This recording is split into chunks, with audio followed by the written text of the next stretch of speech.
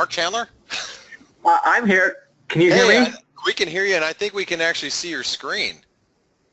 Oh no! I think I wasn't. I was really looking at the. I was really reading the story. I wasn't looking at the pictures. I swear. and I'm not sure where Dale's at. I'm sure he probably will be here in just one moment. I just want to let you know we could hear you, and I can actually see your Let's Get Started screen. How are you doing, Marc? I'm here. Oh, there's Dale. How yeah, you doing? Marc. How you guys Marc, doing? it's great. Well, welcome to F.A.C.E, Marc. Thank you so much for taking time out of your day to be with us today. Thanks. No, I always like talking. You know, I spend most of my days dealing with institutions, and they have deep pockets and mostly self-inflicted problems. And so I like dealing with people who are trading their own money. I think that's part of the problem on Wall Street, huh? There's OPM, other people's money.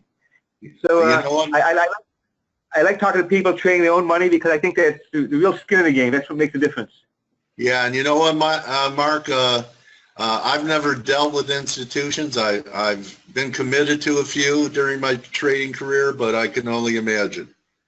I've been committed to a few mental institutions. Anyway, so, you know, I consider you one of the best when it comes to fundamental analysis in the FX markets, and I've always respected your work. You know, I think you and I started around the same time in the business, and so it's really a pleasure to be able to speak to you again. It's been quite a while, Marc, so thanks again for being with us. I'd like to get the ball rolling with your reaction to what Euro is doing after the French elections. I know that you were a long-term Euro bear. Has anything changed for you with the Euro, and can you come up with any fundamental argument why the Euro could continue to push higher? Sure, thanks a lot, Dale. You're very kind. I think that, you know, in the markets, I sort of suspect that if one gets good at these things, it's only because, sort of like what Thomas Edison said once. He said he didn't fail. He found 10,000 ways it didn't work. And right. I find that often myself. I've found a lot of dead ends. But so what I try to do is I think it's hard to separate the noise from the signal. And so on my way over here to join the seminar, I sent out a note because I think disciplined trading requires a sort of disciplined thinking. And so I typically don't waver with the wind about whatever the fad is of the day. And so for me, what the underlying trend is determined by primarily interest rate differentials. And so those are, I think, are the driving force. And sometimes, so I'm looking at, say, for the Euro, I'd be looking at the U.S.-German 2-year. And for dollar-yen, I'd be looking at the 10-year differential. And I find that that often is the underlying trend. But as you know, the trading, the thing will take money out of the market. It's not always knowing the underlying trend. Hell, I think I've lost money being long in bull markets. And so it's really like how you trade in the money management side. But so around that trend is the noise. And so I see the same thing. Everybody's looking at this gap higher opening on Monday, which I think is important. Even though I'm a fundamentalist at heart, I respect the charts. I try to study the charts. And I recognize this gap higher opening on Monday is important, partly because the gap. Old timers like us would call it a breakaway gap, wouldn't we, Marc? Well, it could be a potentially breakaway gap. I see that, and that is that nature abhors vacuums, just like the markets do. And so I'm kind of thinking, you know, I won't be content until I see us try to fill that gap. When we try to fill that gap, that means going below Monday's low.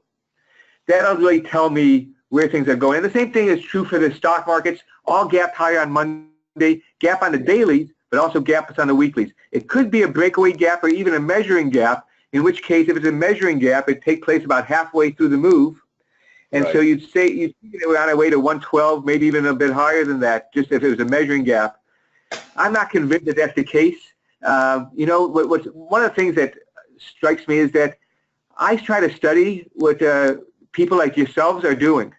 And the way I can study this is not, I can't really depend on listening to all your webinars and hearing from all the people who are taking positions. So what I do is I look at the futures market to try to capture your segment of the market. And your segment of the market, I say, is not the hedge funds. It is not the that I talk to. It's like the retail, people who would be trading momentum So are you talking COT reports? Exactly, commitment of traders.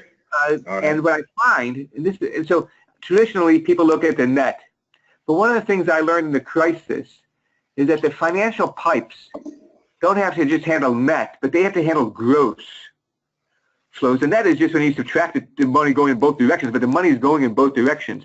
And so what strikes me is that earlier this year, people pushed back against my dollar view, telling me everybody's long the dollar already. We can't do it at these levels. But what's happened since then is the long dollar overhang position has been lifted. And as of last Tuesday, so the commitment of traders data comes out on a Friday, covers up till the past Tuesday. The market, the speculative market, these are these trend followers, momentum traders, they had a gross record long euro position. Right. So now there were shorts too, of course, substantial shorts, so the net position looks much smaller. But the gross long euro position is the biggest it's ever been.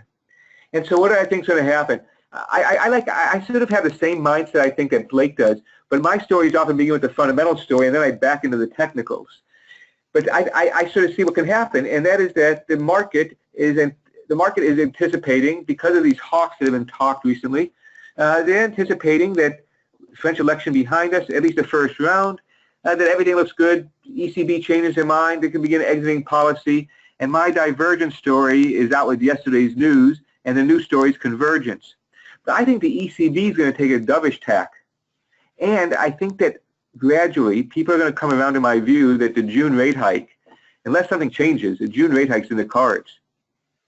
Back about a week ago, the market was only pricing in about a high, say a solid 1/3 chance. And I think it's going to be coming back my way. I think it's already begun moving back my way. I think the market exaggerated the downward pressure on U.S. interest rates. And don't you think that the S&P's about to make or trying to make new record highs, NASDAQ 6,000, also paves the way for the Fed to do it without any type of at least short-term risk that the market could handle it? Yeah, I agree, Dale. I mean, I think this is, for me, one of the other key things is I know that, with the influence of zero hedge and just the skepticism elsewhere expressed about authority and what people say and lying and changing their minds, I do take the Fed at face value. And when Janet Yellen says that previously, back when I thought they would hike rates in the beginning of the cycle, they waited a little bit. This is in late 2015. She says because the financial conditions changed when the Chinese stock market sold off. And so I think that the rise of the stock market, as you note, the decline in U.S. interest rates, the weakness in the U.S. dollar has eased financial conditions when the Federal Reserve is trying to normalize them. And so I think that the scenario, something like this takes place, that that by the time the ECB finishes buying assets, expanding their balance sheet, the Federal Reserve will begin shrinking it. And the BOJ, as we'll probably learn tomorrow, is nowhere even close to really thinking about an exit strategy. And so my scenario would be this, that the Fed hikes in June, probably September, then they take off some time like Dudley sort of hinted at publicly, that the Fed pauses a little bit on the rate cycle so they can begin stop recycling the maturing issues, shrinking the balance sheet, and then maybe hiking rates again beginning sometime in Q1 next year. Meanwhile, I have the ECB tapering, that is slowing down their purchases maybe through the first part of next year. So and they're like 2 years behind us. 2 years behind us. Plus, for me, that's the other news, is that I really have been arguing against the claim that populism, nationalism is sweeping across the world. I see it as primarily an Anglo-American phenomenon. As we've seen, Austria, the Netherlands, and the French have rejected it, and it's clear to me that the Germans are going to reject it. But to me, the problem is going to be emerging next year, next spring, about a year from now, when Italy goes to the polls. Italy is the only EU country that anti-EU sentiment has gone up since the Brits voted to leave. Interesting. Didn't know that. See, so there again, you proved my point. Every time I talk to you about your view on what's happening in the FX arena, that's interesting that, you know, everyone's focused on the German elections and you're sanguine about it, but worried about Italy next year. And their banking system is on life support. Yeah, Italy's got a lot of problems. I'd say primarily it's slow growth. As Reagan showed us, Clinton showed us, and Trump wants to show us, growth solves a lot of our problems. And the slow growth in Italy, which is practically no growth in the past decade, net practically no growth, that just weighs on the banks to the bad loan problem, not much demand for lending, slow growth, and we're still talking about high unemployment, especially among young people. Yeah, the only growth I get from anything Italian is my waistline from Italian food. So that's an interesting view, Mark. And so you're kind of neutral here until we see some more price action in the euro. Cable has had a pretty dramatic move after taking out its 09 low of 135, and we've rebounded. Article 50's out there. What's your take on what's going on in the UK and cable? Yes, I think that the positioning there is very interesting too. So as you know, sterling jumped when May announced its election. But what happened? Why did sterling jump? So it turns out that it really, even though there's a very large speculative short position in those futures market, the shorts did not get out. Very little. What really happened? New longs came in. So the shorts are still vulnerable to being squeezed out. And so I think that we get above like 130. I think the shorts get squeezed. I'm not sure we will do that. I mean, I think that before we even get to the national election, we'll get in June. The UK is going to have this local election, and the local election, I think, that's about when sterling's going to peak, is because Labour, which has the majority of these council seats, like city government seats, they're probably going to get wiped out. They're going to suffer very steep losses. And already I've begun talking to some reporters who think that the Labour Party in the UK is history, just like they think that the Socialist Party in France is history. So I think that sterling could rise a little bit further. There's still a substantial short position out there, but that 130 level I think is key to really is key. And you can see what's happening. You know, we've been really trading sideways. Yeah, doing one day markup is sterling, trading sideways, and so I think that the technician in me says, well, this is going to be the flag or a wedge, but probably a continuation pattern. The odds would favor a continuation pattern, I think, there. And so I can see you have your retracement stuff down the chart. And so, so I'd be looking for another leg up. Can't say I'm a big fan of sterling. I think that in the long run, the UK is going to be poorer outside the EU than inside the EU. Interesting. I have a couple questions from the community. One is, are euro bonds and euro correlated, and does a lower euro bond value mean a lower euro fundamentally? Yeah, so how I look at it is I'm always running, I think there's one of the more important things for my approach to the markets, and I can see, Dale, you have the same thing, and so does Blake, is we're always testing our ideas. They're always hypotheses, and we're waiting for some proof, and we try to restrain, that is a discipline, of not being more confident than the data allows us to be. So I'm always running these correlations on currency movement and interest rate differentials and commodities, stock markets, and I find that the euro is better with the 2-year interest rate differential. And I was talking to a Federal Reserve official recently about it. He said, why do you use a German 2-year? That's not really representative of Europe. Because Germany, obviously, it's diluted because you have it, you've got next to that German steel, you've got some alloys from Italy and France and Spain and whatnot. And so I'll tell you why I use it, because it works and because it's simple. And that's what I look at a lot is I don't have the mind, and my clients don't have the mindset to be following 20 different variables. If I could boil it down to 2 or 3 variables that can explain 80%, I think that's about the best we could hope for. So specifically, I do look at the 10-year German U.S. 10-year interest rate differential. I find the 2-year often, including right now, has a tighter fit.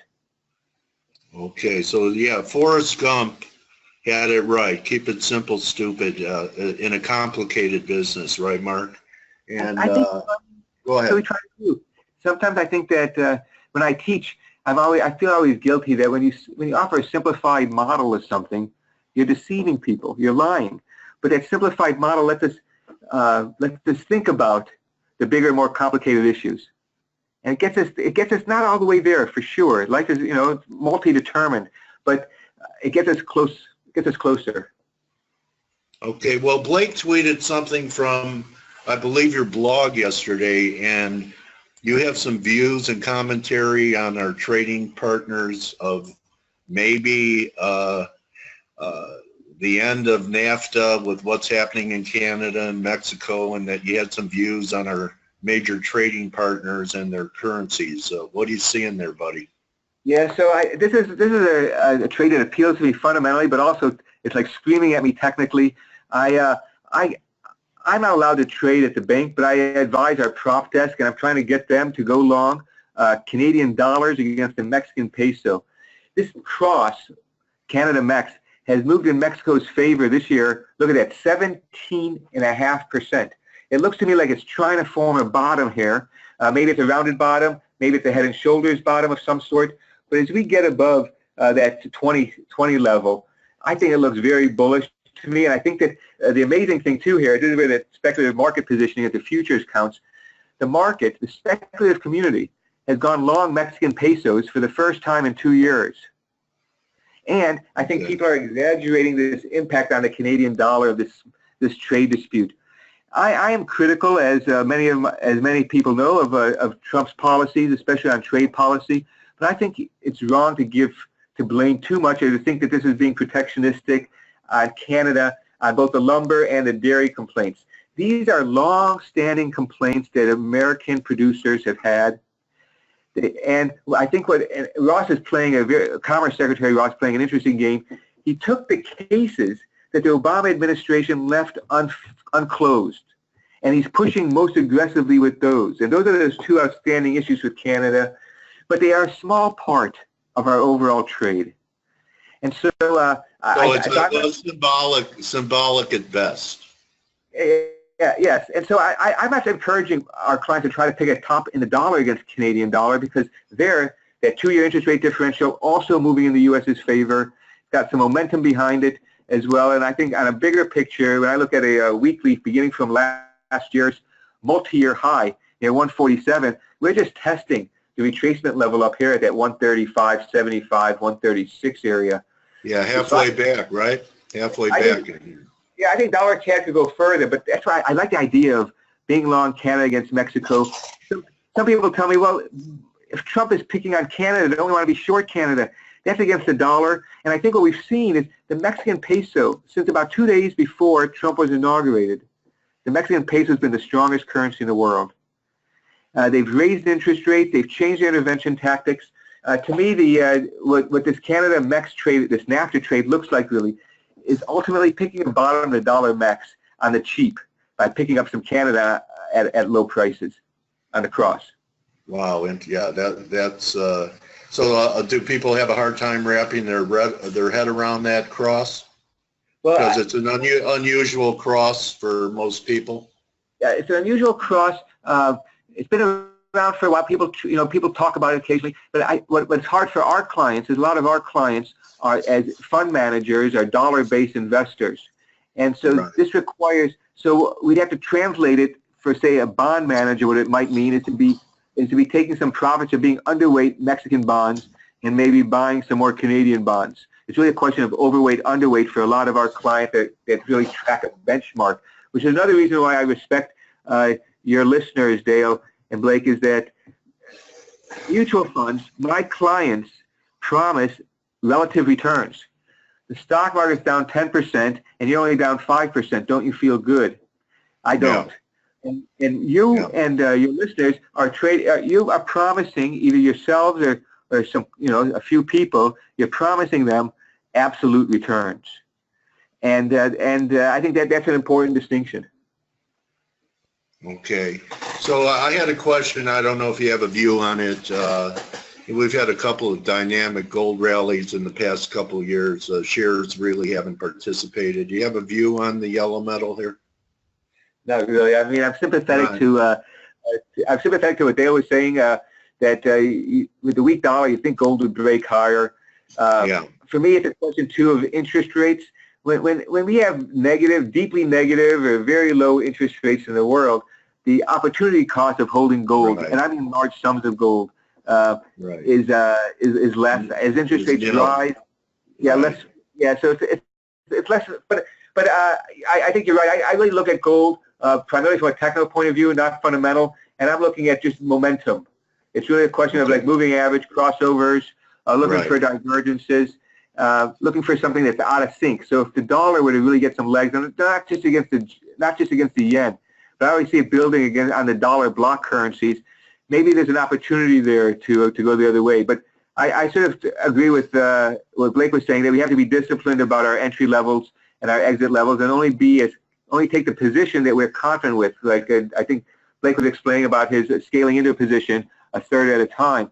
That seems to me to be the prudent strategy. I see institutional clients do the same thing. Don't commit all at once. Bleed the money in. So it's really a type of money management, risk management, which is, as you know, the key to making any money. Right, because going all in or even coming all out, you're expecting perfection, and that's the exception, not the rule. Yeah, I find that the same rule in gambling as in the markets, and you never take the risk of ruin. So, Mark, any view on what's happening with Aussie, Kiwi under a lot of pressure? Looks like if we take out recent support, we could be in for a free fall. And Aussie, bottomed quite some time ago, been under pressure recently, but can you make a bull case for Aussie continuing its run? Maybe an 80-cent Aussie, or are you more in the 70 camp? Yeah, I'm pretty bearish at commodity currencies. Partly, I think that we've had a commodity rally, and the commodities accounted for Australia, like iron ore, copper, and so yeah. I mean, for me, I often look at. I'm giving you all my other little like rules of thumb and my trade secrets here, but one of the things I find is the Aussie often leads the other currencies, and so the fact that the Aussie's turned down here. And by turning down, I mean it's trading near the lows since in late January or so. Or trying to really make it got hammered this week with the weakness in precious metals. Yep, and I think as the commodities come off, as the June rate hike comes into view, yeah, I like the commodity currencies lower. I think that there's many people who I talk to who still think that the Reserve Bank of Australia could cut interest rates later this year. That some of the inflation numbers and the employment numbers are really concentrated in a couple of cities, and the rest of the country still in a poor shape, trying to adjust to the new environment. I know this is a little bit out of your bailiwick, but this bull market in equities, we're looking at 9 years. It's been a long time. People have been decimated trying to top pick this thing. Are you sanguine about S&Ps? Or do you think that with what you see, because you remember we were taught a long time ago, Mark, three hikes and a stumble by the Fed, and we've already had 3. What's your take on what's happening with U.S. equity markets here? Yeah, it's a good question. I mean, I'm stumped, but I don't see much of an alternative. I mean. So I've gone from moving from trading, like trying to play the ETFs like Spider, to really looking at the at individual stocks. And even there, I'm not really buying a lot. I'm trying to use trailing stops on a lot of the stock that I do own. But I'll tell you that in the big picture sense, I think that stocks are still going to end up going up higher. And here's why: I think that there's people. I think I share this view with a lot of people. What are we going to do with the money otherwise? It's what are we going to do with our 401k money? Buy bonds at. So Tina, no other alternative. There is no other alternative. Yeah, and so, but I think that what it means is you still have to be disciplined about it. But here's the story really, I think, why I like U.S. stocks, say, over European stocks, because everybody's been buying the European stocks. Now, you look at these fund trackers, they're the type of clients that use our foreign exchange services at Brown Brothers. And you can see how the fund trackers, which funds are getting money this year? What are people recommending? They're chasing European performance. stocks? They're chasing performance in emerging markets in Europe because so far they've outperformed U.S. Yep. And so, so I'm thinking that song's getting kind of old, and that we'll have to see what happens. But as the dollar comes back, I think people unwind some of these European trades, and that leaves fund managers, say as we get further towards the end of the second quarter, underweight U.S. equities. And with everything said and done, I mean, we're going through this earnings season. This is one of the things I know people might agree with my macro views or my macro analysis type of thinking about things, but I find many of my readers aren't crazy about my politics, and I just don't see the sense of a corporate tax cut when I'm looking at these earnings and corporate America is reporting record profits. Yeah.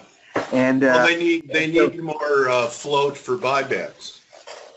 Yeah, but it's funny you say that, because here's what I'm thinking is happening. Where is the bid coming from for U.S. Treasuries?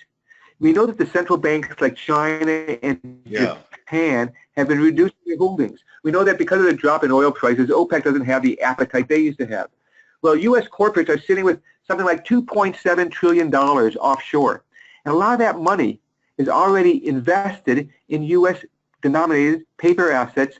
And of course, nothing's safer than the Treasury market. Nothing's deeper than the Treasury market. So why are yields so low? Because corporations have a lot of money, a lot of cash. They're not sure what to do with it. So like you say, share buyback, debt buyback. Interesting. Buying U.S. Treasuries.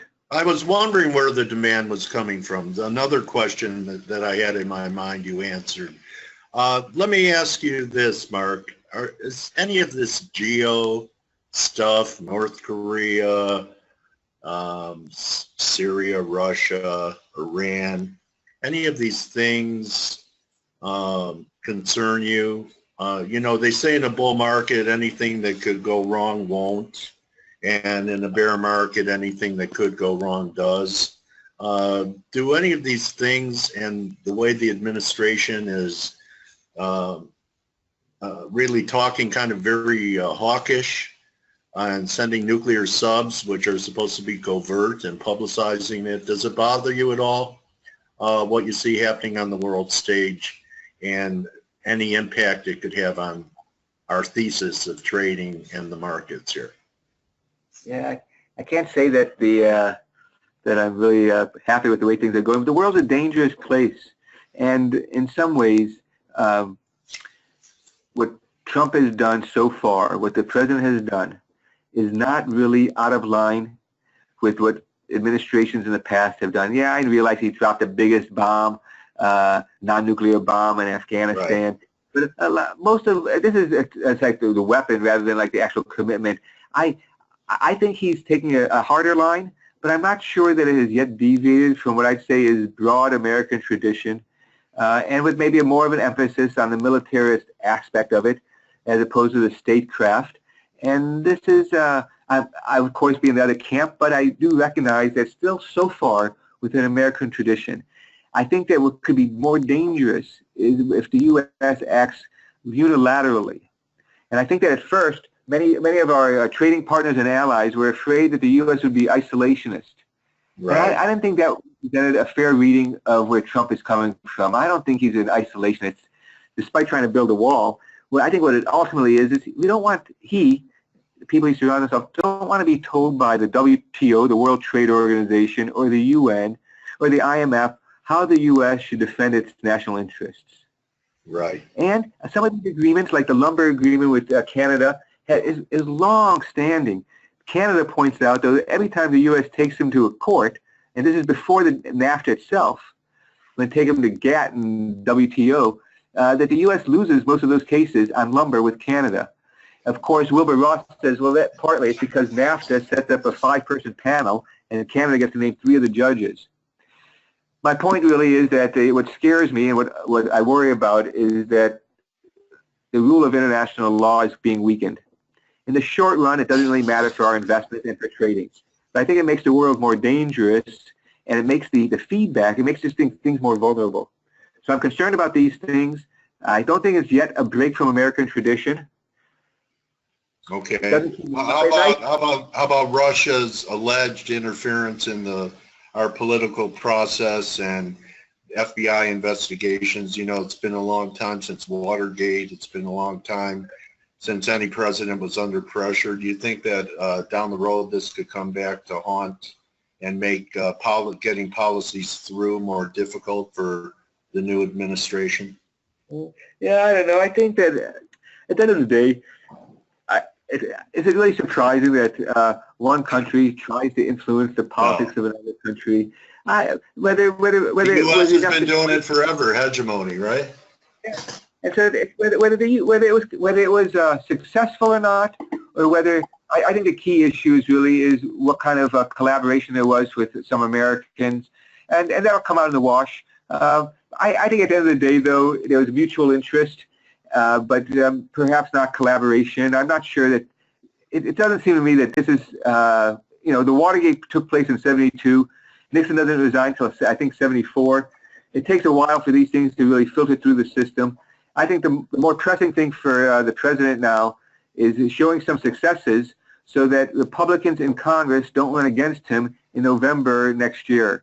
It's really to get a strong legislative platform done, deliver the reforms, deliver the goods, boost growth, and then in November next year he can retain a majority. Otherwise, I'd be watching his poll numbers closely, not what the Democrats say, because frankly the Democrats haven't shown much support anyways. But most of the polls suggest he's still holding on to 85% at least of his supporters, of Republicans. And so I think nothing changes until that Republican support is undermined.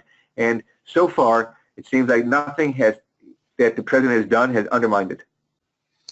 Mark, I always love interviewing you because I could ramble from subject to subject, and you have something to say on everything I ask you. And may fair winds follow you and pips rain down on you and your clients at your bank. And I really enjoyed us reuniting and having a great conversation again, Mark. Thanks for giving us your time and edifying. Blake, you have something to say? No. Mark, I just wanted to say, I wanted to say thank you for joining us. It's always a pleasure to hear you and to hear your views. You're really truly a gem out there. Thank you.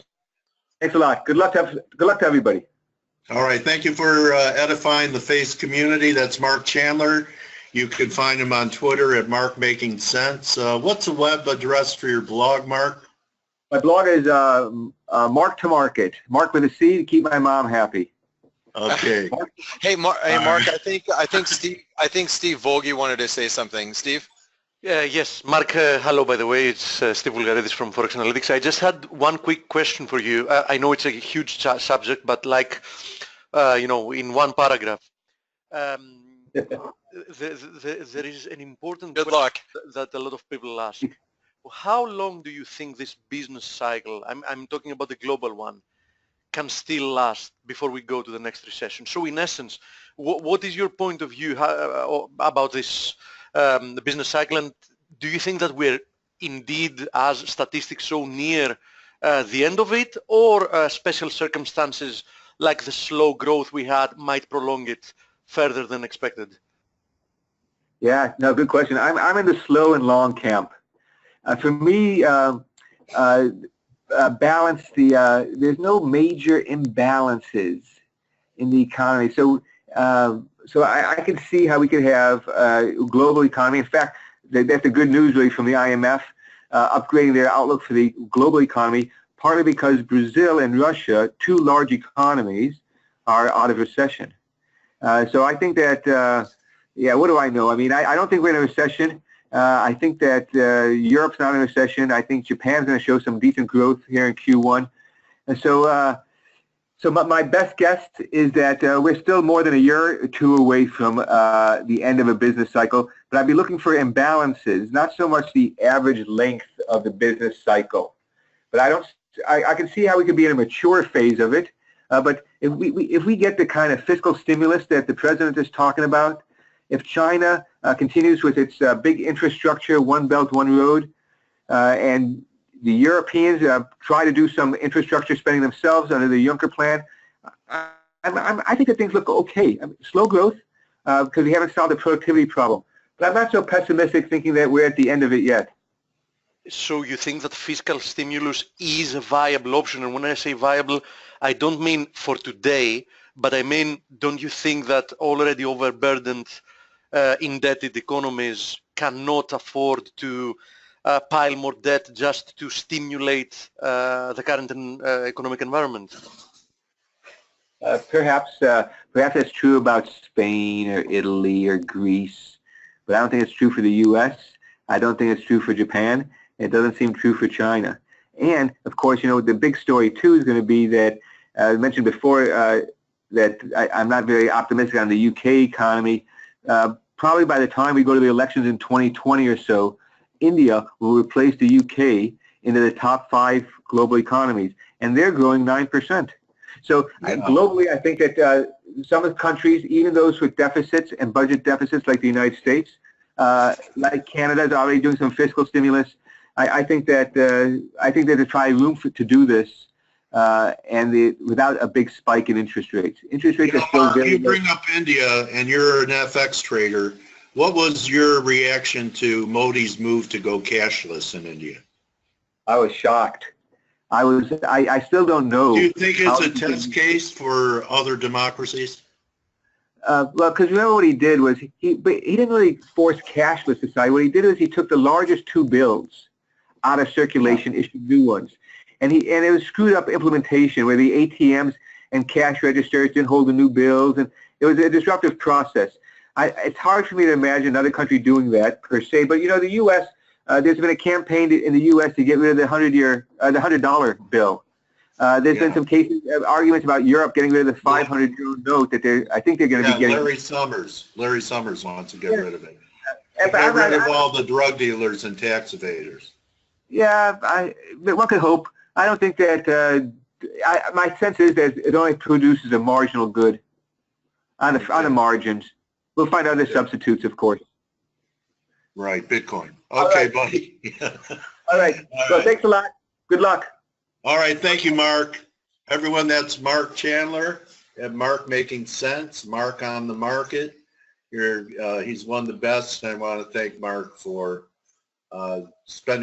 taking time out of his busy day for us. I just want to show the crude here real quick, guys. The crude has come out of the hole. Talked about putting at least a piece on here at 49. Hope that analysis, and Nick had a harmonic at 49.02. Crude looks like it's on its way. We could be hitting 51 maybe by the end of the week. So thank you everyone for your attention. Thank you, Blake, for your input today. Steve, thank you for your input. I hope I didn't hurt your feelings. I was only joking around with you. I know, mate. and Stelios and the community, thank you for your patience. I enjoyed the session today. Again, our mission every day is to build up and edify traders. It's our hope that we've added some value to what you're trying to accomplish in the markets today. Adios, amigos. And don't just count your pips like your 70, 80 pips in crude. Count your blessings. I'll see you tomorrow. Tomorrow I have Mark Newton with us. Many of you have probably seen Mark on CNBC, another excellent technician. So see everyone tomorrow for Mark Newton. Adios, face. Nice to see your face in face.